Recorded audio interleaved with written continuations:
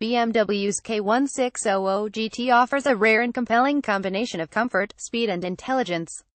Active electronic suspension, adaptive headlights, central locking and a new reverse gear are just a few standard features on this 160 horsepower, 6-cylinder, mile-munching beast.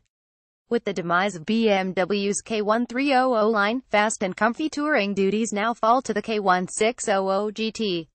And while the GT shares a lot with its plushy K1600GTL brother, BMW says the two shouldn't even be considered in the same category. The GT is a sports tourer, the GTL is a luxury tourer, and there shouldn't be many buyers who don't know which of the two they want. I've got to confess, I find it difficult to look at the GT and think sports anything, even though our test bike has been upgraded with the $500 sport package, which best I can tell consists entirely of a funky blue-black paint job and a shorter screen. She's still a big ol' Bessie, with a good, hefty pair of standard, lockable side panniers attached and a wet-fueled weight of 319 kilograms 703 pounds. But recent events have forced me to keep an open mind about this bike's sporting abilities. Those recent events including watching the bootylicious rear end of the K1600GT disappearing into the distance down a winding, dirty Tasmanian road as I struggled to get my bearings on the S1000RR superbike. There's no shame in this, to my mind. The rider was BMW Australia's marketing manager Miles Davis, who's about to go campaign the giant R1200GS adventure bike in the Fink Desert race. The man is plain gifted on road, track or trail. Watching him hustle the GT around at a consistent pace of about 3% quicker than whoever the hell's behind him is a masterclass in composed motorcycle mastery. And heck, it'd sure be nice to have a sports bike this well appointed. I vaguely recall having posture issues on the K1600GTL when I rode it several years ago, but there's nothing like that here. It's super comfy, and very much the bike in demand when Tasmania's famous foul weather closes in. And that's when I managed to snare the key, on the second morning of this K-Series launch. It's been raining all night and all morning, and the first thing we have to do is get the bikes down the steep, soggy gravel driveway of the gorgeous Freixenet Eco Resort. This is not a pleasant descent, but it's certainly made easier by the gentle ABS Pro system and the way the GT carries its weight low and central. It's a lot more manageable at walking pace under sketchy conditions than you'd expect. Once we're on the move, it's happy times. There's about 20 different things your left thumb can do on a K1600GT. One of them is to raise and lower the electronic windshield, and ramping that up to the top setting does a good job of keeping me dry. Another is to get into the menus, which allows you to crank up the heated grips. There's also a heated seat, which I max out until the lavish warmth in my grundle starts to feel like I've peed my pants. I'm always surprised and delighted when I find cruise control on a motorbike, and BMW's system is as good as any. The Vast Dash does a good job of relaying a huge amount of information, with the exception of the speedo, which is analog, and annoyingly hard to read. I'd take a single big OL digital number any day over an analog gauge that goes up to 260 kilometers per hour, putting all the legal speeds within just a quarter of the needle's circle. Still, we're in Tasmania, a magical land where speedometers are really only used for checking your high scores anyway. And as we press on toward the famous Elephant Pass up to St. Mary's, I start playing around with the clutch and gearbox. The K1600GT, like the rest of the bikes on test, features an up-down quick shifter as standard. If you've used one before, you'll know they're a pleasure, particularly when the pace hots up, and this one's terrific on the move, powering up through the gears on full throttle with barely any gap in the power, and deftly auto-blipping the throttle to match revs on downshifts. It feels amazing. Where I find it a bit disappointing, though, is at a stop. There's zero feel through your foot when you're looking for neutral, and if you try to use the clutch to shift, it'll feel like the lever's bent. It's best to let the quick shifter do its thing and leave the clutch for taking off from a standing start. Speaking of which, there's almost no physical feedback through the clutch lever to tell you where the engagement point is. I noticed the same thing on the GTL several years ago. You feel the bike start moving rather than feel where the clutch starts grabbing.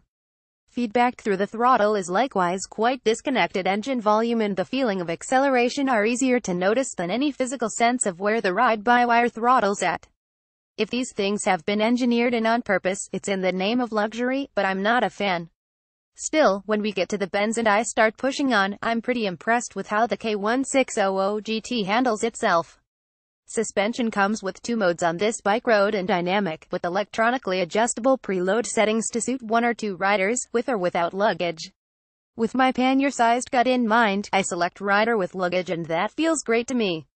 New for 2017 is standard dynamic damping control DDC, which constantly adjusts the rebound and compression damping on the front and rear suspension.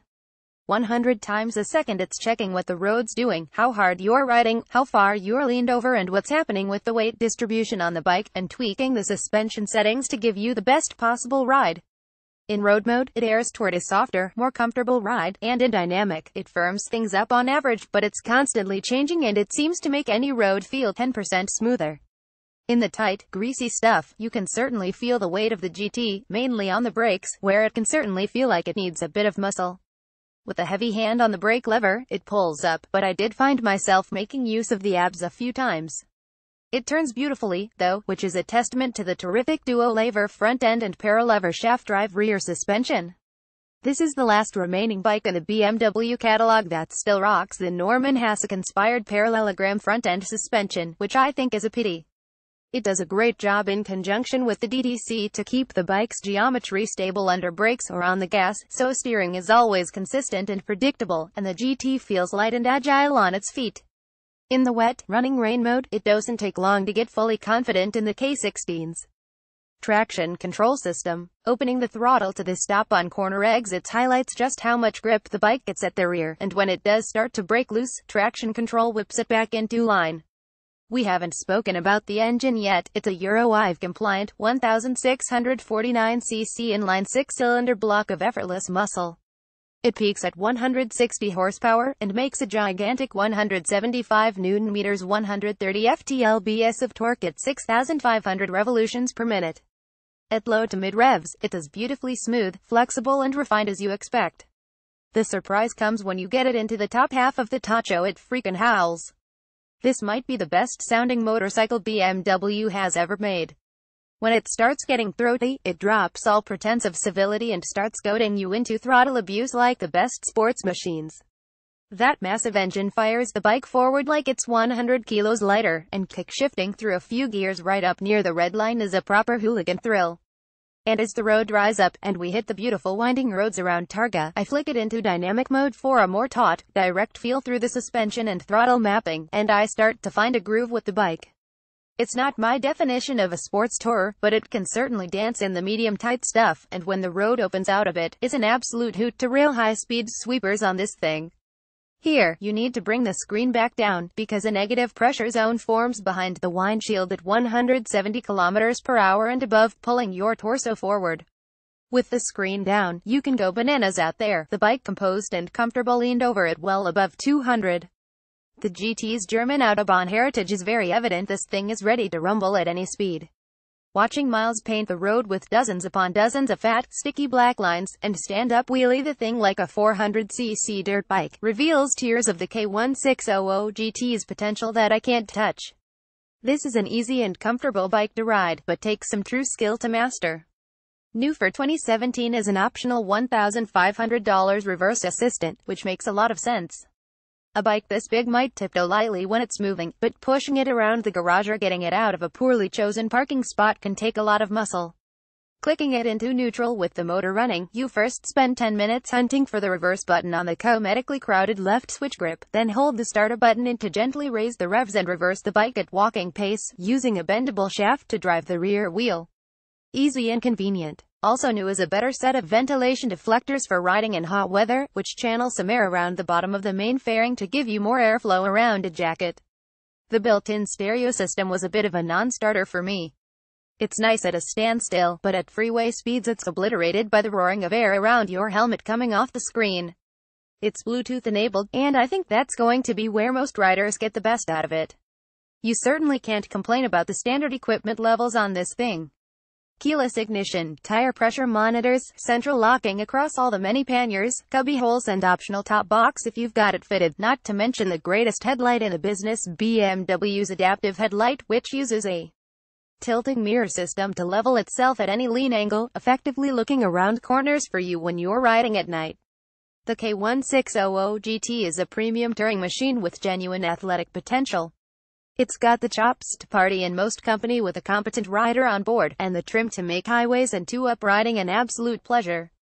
It's no coincidence that long-distance monster car race chose the last model of the K1600GT to set his Guinness World Record for riding more than 2,100 miles in 24 hours, is an outstanding high-speed distance muncher. Compared to sports tours, it's expensive at $36,490 in Australia price, yet TBA in the US. Indeed, it's much more in line with what a luxury tourer like a Honda Goldwing or Harley Road Glide would set you back. It would seem to sit somewhere in the middle, more comfortable than the sports tours, faster and sportier than the big tourers. And I think a lot of riders are going to love putting big miles on these things. More information: BMW Australia View Gallery 26 images.